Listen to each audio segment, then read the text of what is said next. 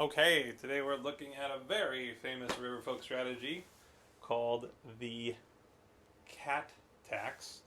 And you'll see why here. It's usually easiest to do is on the cats, but there are other factions you can use this on, and it's a really effective way to get a bunch of actions when you're the Riverfolk. So let's take a look. So basically how this strategy works is you're trying to force people into paying 4 for your mercenaries because they need rule within a territory. So it is the simplest to do on the cats. If you ever see the cats set up here, which they do many, many times, good strategy to do this is to place your Riverfolk there all to start. You have easy access to that territory. Way I like to do it, since you start with 3 in the payments box, is a double recruit here, and then you commit your last one to move. And when you move here, because you are on the space with the sawmill, they can't actually spend any wood that sawmill generates. If the cats put a sawmill here in the future, you can just move there. Anything along the rivers, it's really helpful because then that's easy movement for you. But then you have all these guys in here. There's no way he can move enough guys to get rule. So this is a great scenario where you can force him to pay for the mercenaries if he wants to pay for your wood. It also works well with the cats because they have the most pieces and they're usually the most willing to pay for it. So you set your mercenaries to 4, and then you get 4 quick and easy actions. So this strategy, you can use it at any time during the game, but obviously earlier in the game the better. Gives you more actions over the long run, especially when you're playing the Otters, the way that they work. If you see the lizards in play and something like this, lizards are going to be focused on gardens. They don't always focus on the area where their starting guys are. They can kind of jump all over the board, but if you see a lizard move into a spot that would start to give him rule, and they don't place a garden, and they're waiting till the following turn because they have the matching suit, you can do the exact same thing.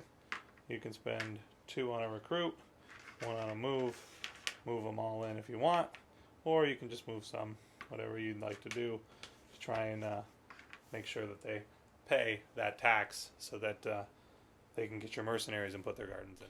Alright, so another option is the birds. They're a little trickier and you probably will not get it off early in the game with them, but if you really read their decree and you see where they're going to place roost, they need to have rule, in order to place roost. So if just for example, they were going to place a roost over here, it was very obvious because it's the only fox left and they have a fox in there.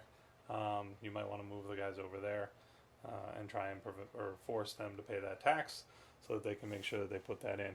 It's going to work better when they're closer to turmoil, when they've already gotten a bunch of roosts out there and they don't have as many territories, but it's something to be mindful of as you watch the Erie player.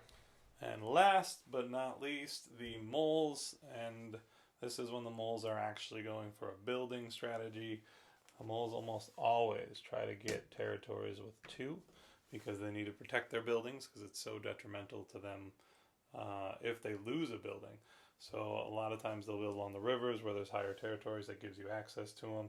Again, you can do a double recruit in the beginning of the game and move over and force the mole player to lose rule, and then you get a tax on them, especially if they want to build over there. You do have to be wary about them digging and coming up, so they could bring 4 warriors with. So that's why always having 6 or so is going to be beneficial if you're going to try and do it to them.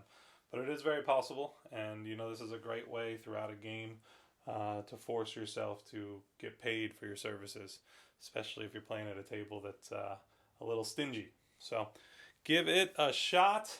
This is the cat tax, as it's called online, and let me know what you guys think.